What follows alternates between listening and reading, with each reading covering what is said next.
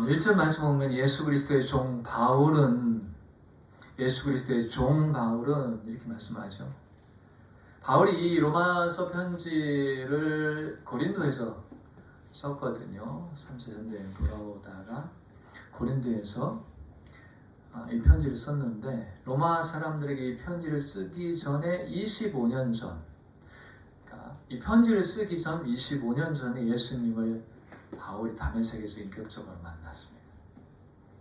그리고 이 편지를 쓸 때는 25년이 지난 다음이에요.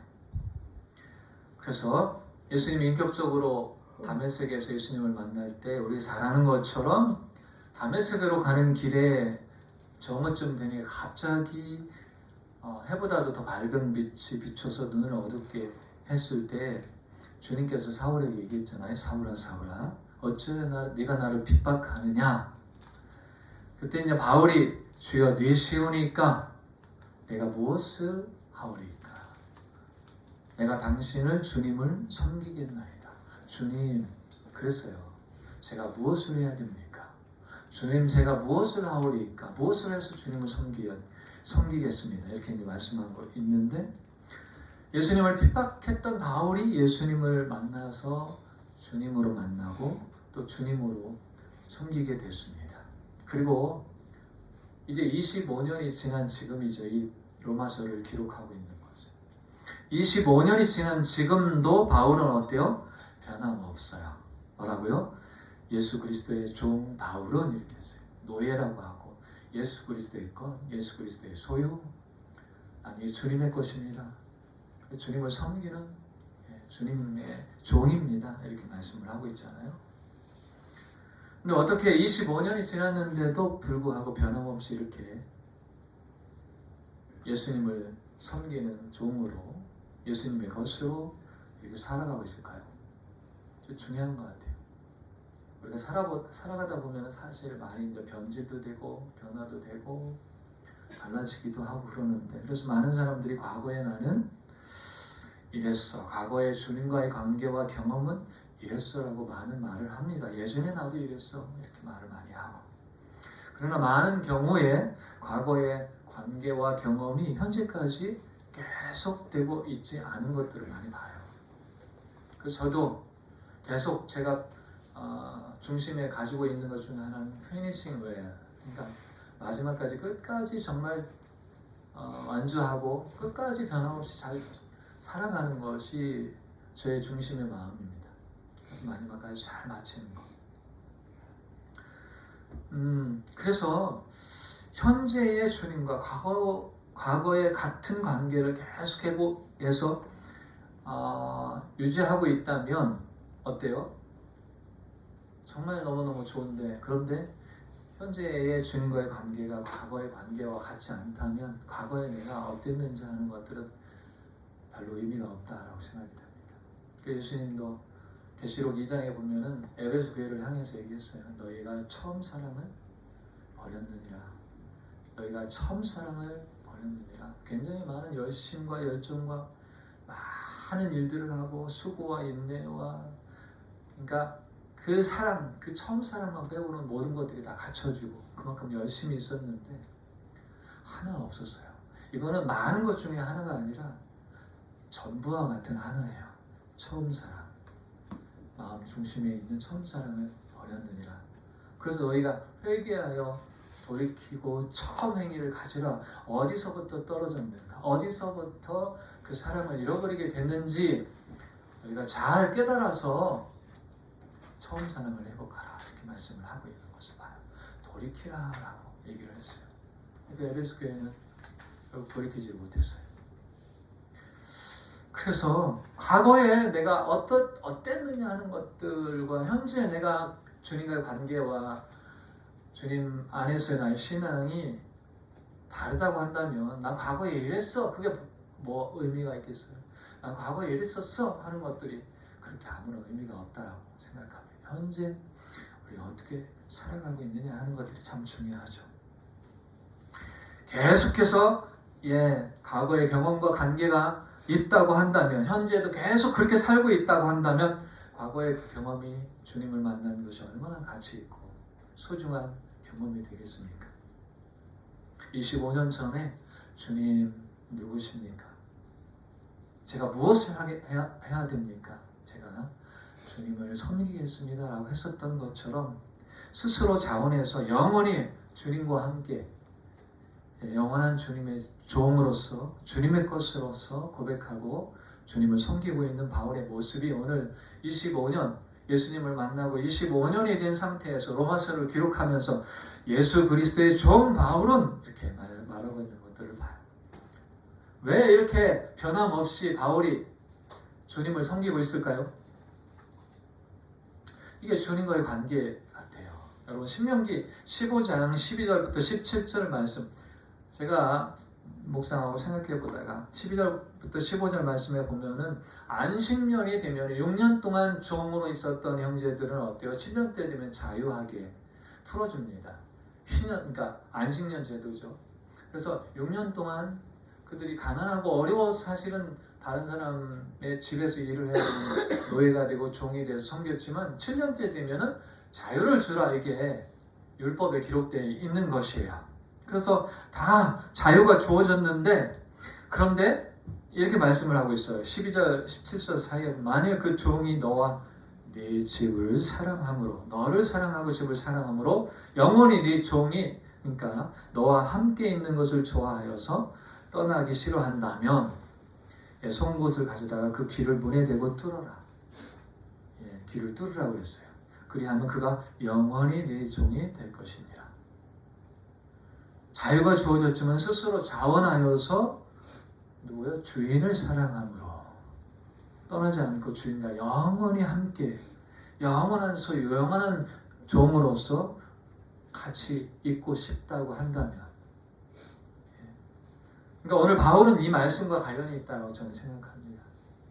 바울에게는 자유가 주어졌죠. 예수 안에서 진정한 자유가 주어졌지만 예수님을 너무너무 사랑하고 또 예수님과 영원히 함께 있고 싶어서 스스로 자원해서 그것이에요. 사랑이라고 하는 것 때문에 사랑의 관계 요한복음 15장에 있는 것처럼 내 안에 거하라 나도 너희 안에 거하리라. 더 내 사랑 안에 거하라 이렇게 말씀해요. 내 사랑 안에 거하라. 그래서 바울이 고백 중에 이런 고백도 있잖아요. 그리스도의 사랑이 나를 강권하시는도다. 바울이 그렇게 예수님을 위해서 예수님의 부르심을 위해서 살았던 사역적인 동기는 그리스도의 사랑이 나를 강권했다라고 말해요. 그 사랑이 있었어요. 그리고 주님을 사랑하는 그의 마음 영원히 주님과 함께 있고 싶어하는 그의 마음이 스스로 자원해서 주님의 것이 되고 주님의 종이 되고 주님의 소유가 돼서 25년이 지난 지금도 그는 마지막까지도 그랬어요. 나의 달려갈 길을 다 달려가고 내가 믿음을 지켰다 이렇게 얘기하잖아요. 믿음의 선한 싸움을 싸웠다 그렇게 고백해요. 그래서 이제 이후로는 나에게 의의 면류관 주님이 예비하신 그 면류관이 나에게 기다리고 있다 라고 마지막까지 바울이 그렇게 달려갈 수 있었던 거 변함없이 그 주님 사랑 안에 주님의 사랑의 강권함으로 주님과 영원히 함께하고자 하는 그 마음으로 그게 주님과의 관계 아니겠습니까? 변하지 않는. 근데 그것을 잃어버리면 어떻게 돼요? 에베소 교회처럼 아무리 다른 모든 것들에 대한 열심이 있고 수고가 있고 인내가 있고 정말 그 모든 것들을 다 갖춰줘도 이것이 없다면 모든 것을 다 잃어버린 것과 같은 것입니다. 그게 우리가 주님과의 관계예요. 내 사랑 안에 거하라. 주의 사랑 안에 거하는 그 관계와 삶이겠죠. 자, 그래서 예수 그리스도의 종 바울은 이렇게 표현하면서 뭐로 사도로 부르심을 받아 이렇게 자신의 부르심에 대한 확신을 가지고서 사도로 이방인의 사도로 나는 부르심을 받았다. 그리고 그렇게 지금 달려가고 있는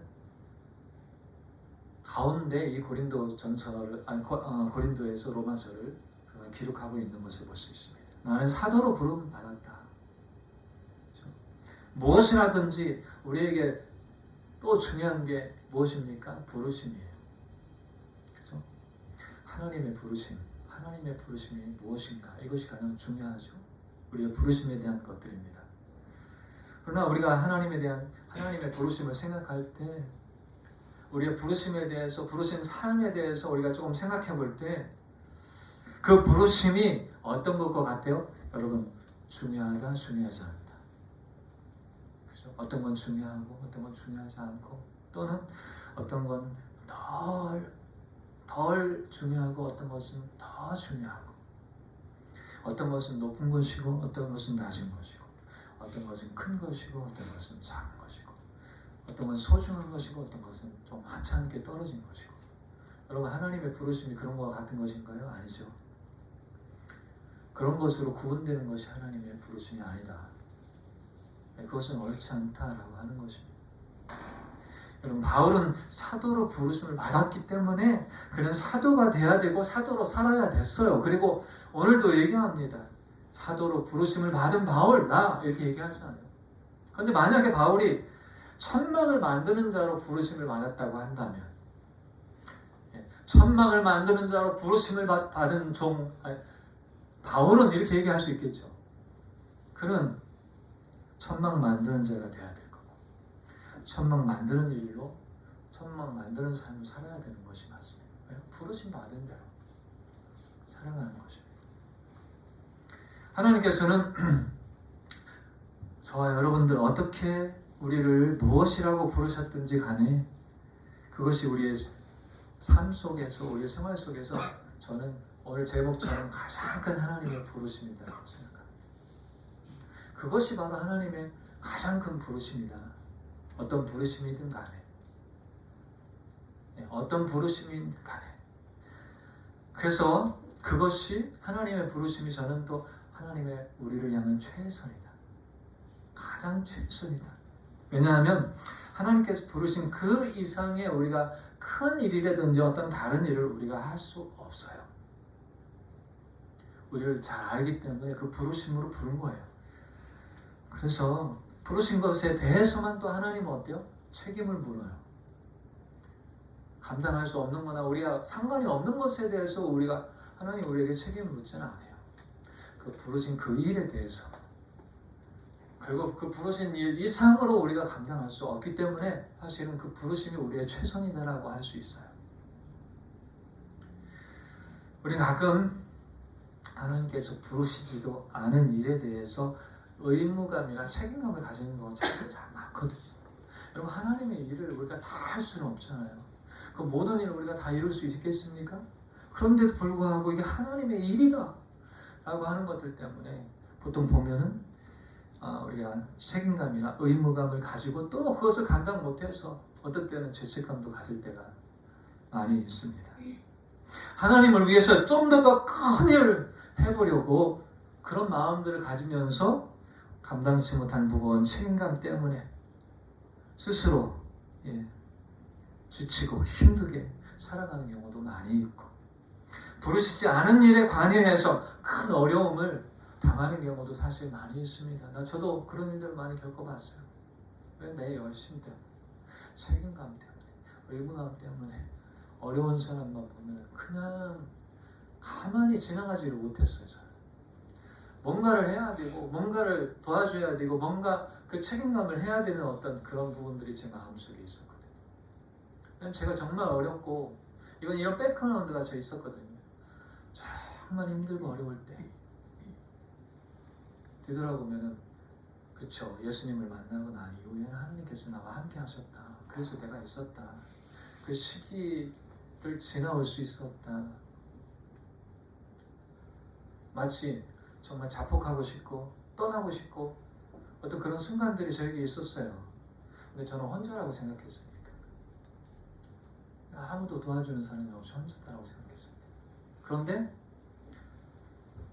그런 부분들이 사실은 제 분들 속에 누군가 어려운 사람이 되면 제 입장이 돼갖고 막 도와주려고 하고 이 도와주려고 하는 책임감과 의무감 때문에 때로는 다른 사람에게 막 부담을 지울 때도 내가 못하니까 누군가 대신해서 이 사람 이런 어려움들이 있으니까 이렇게 좀 도와주세요 하고서 어떤 누군가에게 그 부담감을 떠넘기기도 하고 그래서 그것들 때문에 그 속에 있는 나의 열심 때문에 많이 힘들어하고 어려웠던 시간들도 사실 있습니다. 근데 지금은 안 그러죠? 내가 부르신 그 일이 너무 소중하고 중요하고 그 일에 내가 정말 최선을 다해서 그것이 하나님이 나를 향한 최선이라고 생각하니까 그 일들을 감당하는 것, 그것이 나의 가장 큰 부르심이다. 가장 큰 부르심이다 라고 하는 것입니다. 많은 경우에는 때때로 자신의 야망과 원하는 일이 하나님의 부르신 일로서 과장돼서 드러나고 나타나는 경우도 있습니다. 그게 부르심이 아니라 나의 야망이고 나의 어떤 뭔가를 막 이루려고 하는 것들로 나타나는 경우도 사실 있습니다. 여기 한 이야기를 여러분들과 나누고 싶어요. 기도의 사람이라고 하는 E.M. 바운주가 있습니다. E.M. 바운주의 기도라고 하는 책자도 있고 그리스도인의 사명과 부르심에 대해서 아주 재미있는 비유를 얘기했어요.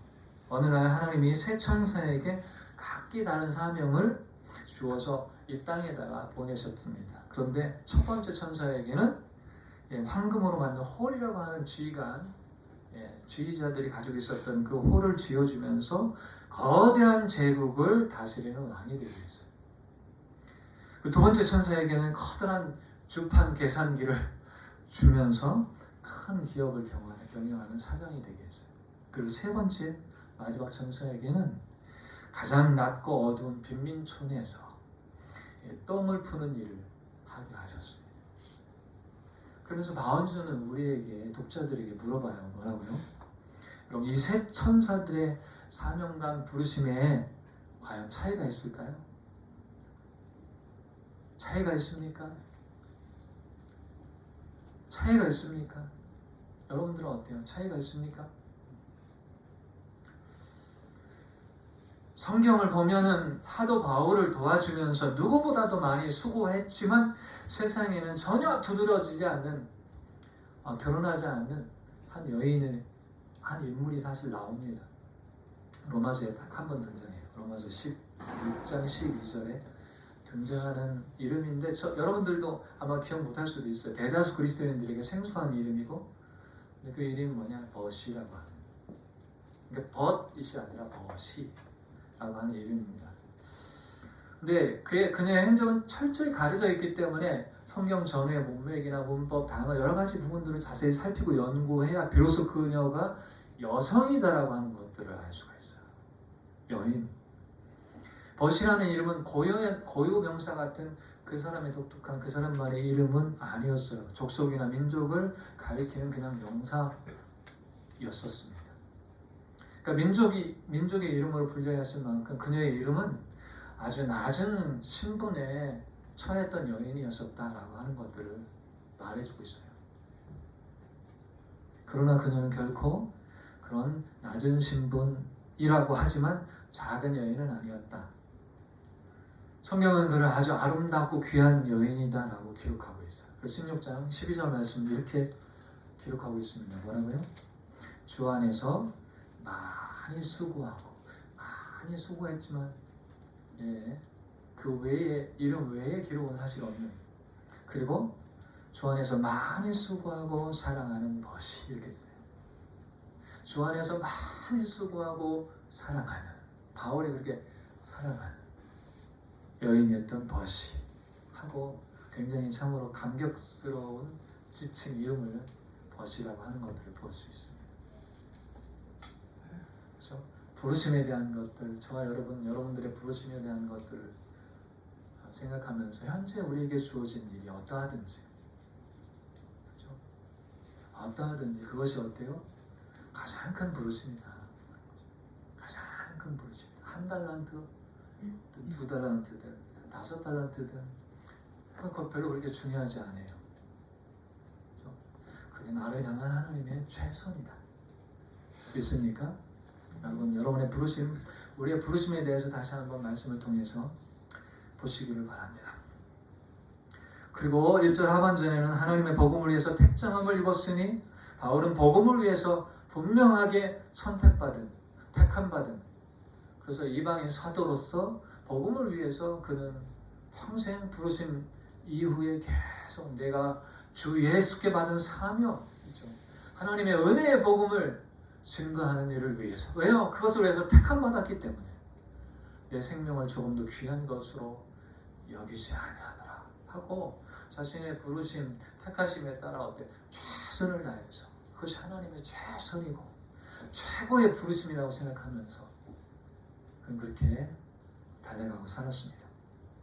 자, 우리 바울의 복음에 대한 내용은 예수 그리스도죠. 우리가 나온 것처럼 예수 그리스도, 하나님의 아들 예수 그리스도가 복음이죠. 그분은 혈통으로는 다윗의 자손이고 아브라함과 다윗의 자손 예수 그리스도의 세계다라고 하는 마태복음의 족보나 누가복음의 족보는 다 누구에 대해서 얘기합니까? 예수가 다윗의 자손이다.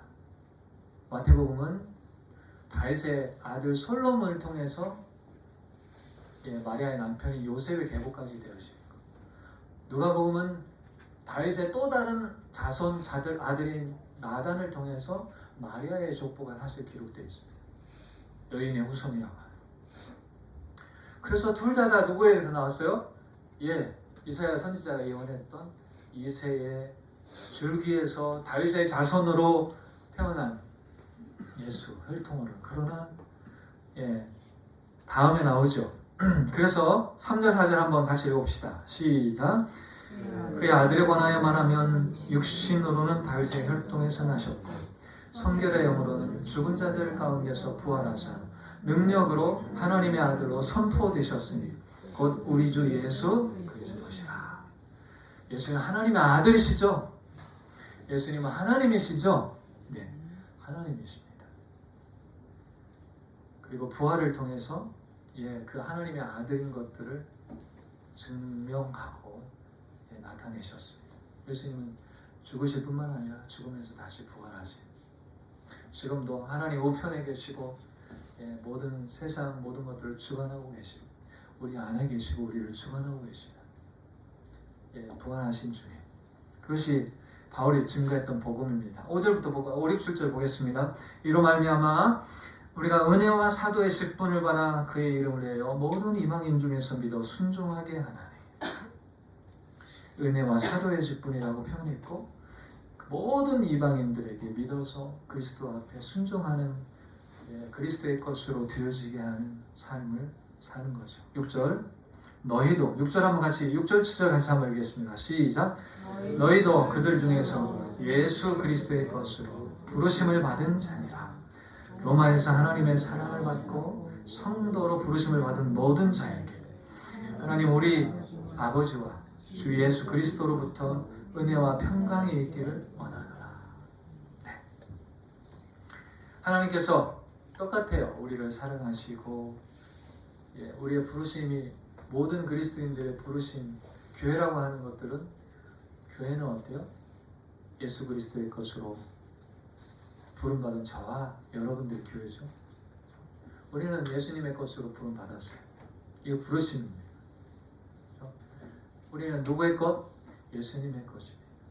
바울이 얘기해서 예수님의 소유. 우리는 예수님의 것. 그래서 예수님을 위해서 살고 예수님을 위해서 행한 일들만이 우리가 주님 앞에 섰을 때 남아 있는 것입니다. 모든 것, 이 세상도 정욕도 모든 것들은 다 지나가고 사라지고 없어지지만 그리스도를 위해서 행한 일들은 영원히 기록되는 것입니다. 여러분은 그리스도를 위해서 부름받았습니다. 그리고 또 뭐요? 성도로 거룩한 백성들, 하나님의 거룩한 백성으로 부름받았습니다. 우리가 그렇게 어디서든 이 정체성을 가지고 살아가는 거, 이게 교회죠. 교회 공동체죠. 이것이 우리에게 가장 저는 큰 부르심이라고 생각합니다. 어떤 특별한 어떤 것들, 이게 정말 특별한 거죠. 나는 예수 그리스도의 것으로, 예수님은 나의 주, 나의 하나님으로, 나의 왕으로, 나의 주인으로 모시고 어디서든지 무엇을 하든지 살아가는 것, 그게 우리의 정체성이죠. 아이덴티티. 그리고 거룩한 하나님의 백성, 거룩한 무리, 그래서 거룩한 존재, 거룩한 삶으로 살아가. 이 거룩하다라고 하는 것들은 어떤 의미가 있느냐 하는 것이에요. 거룩하다라는 것은 구별된다, 구분된다. 그러니까 구분하고는 좀 다른 건데 성별이라고 표현을 한다든지 구별이라고 하는 표현이 있습니다. 이건 뭐냐? 따로 떼어놓다라고 하는 것입니다. 따로 떼어놓다. 우리는 그리스도의 것으로, 우리는 성도, 거룩한 하나님의 백성으로 어떻게 했어요? 따로 구별해서 따로 나왔습니다. 그것은 뭐냐면 그 용도와 목적으로는 그 외에는 사용되어져서는 안 되는 그런 도구, 그런 존재가 뭐예요? 거룩이라고 하는 표현.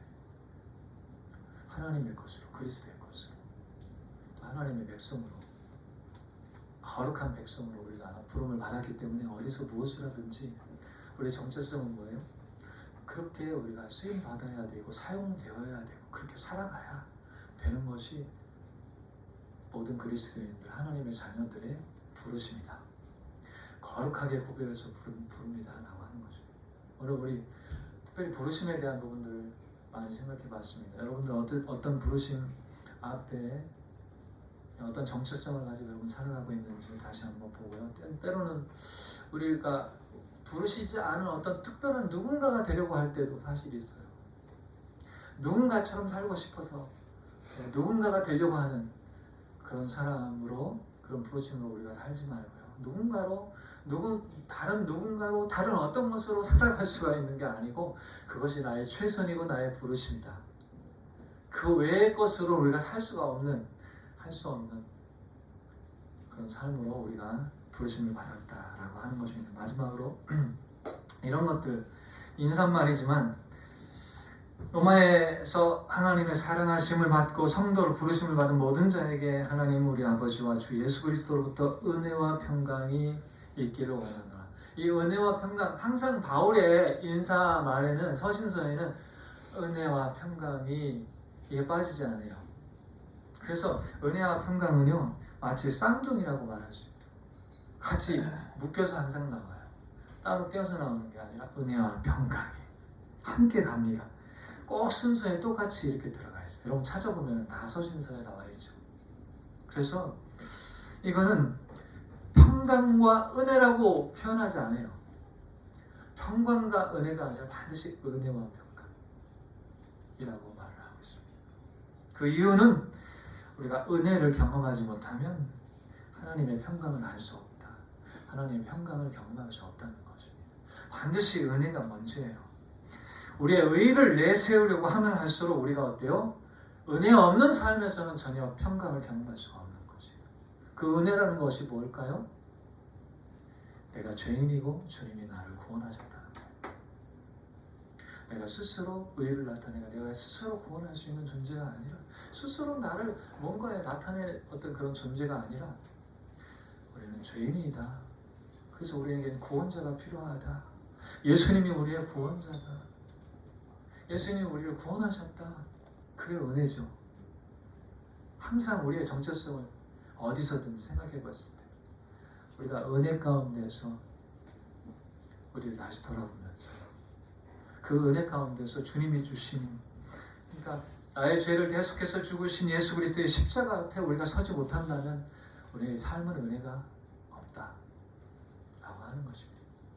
늘 우리가 예수 그리스도의 십자가 앞에 그 은혜 앞에 서서 위로부터 주시는 그 평강을 경험하면서 우리가 승리하는 삶을 살았으면 좋겠습니다.